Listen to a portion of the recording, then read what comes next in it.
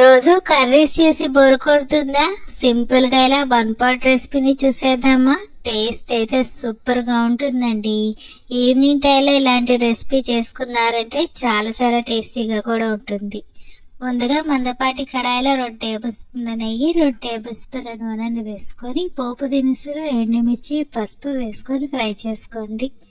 సన్నగా తరిగిపెట్టిన ఒక ఉల్లిపాయ, అరకప్పు సాంబార్ ఉల్లిపాయలు వేసుకొని 20 దాకా చిన్నుల రెబ్బలు వేసుకొని మిక్స్ చేసేసుకోండి. దీంట్లోనే టేస్ట్కి తగినంత సాల్ట్, 1 టేబుల్ స్పూన్ కారం, 1 టేబుల్ స్పూన్ బిర్యానీ మసాలా వేసుకొని మిక్స్ చేసేసుకోండి. దీంట్లోనే 2 రెమ్మల చింతపండు నానబెట్టుకొని ఆ గుజ్జుని ఒక అరకప్పు దాకా తీసుకుని దీంట్లోకి వేసుకోండి.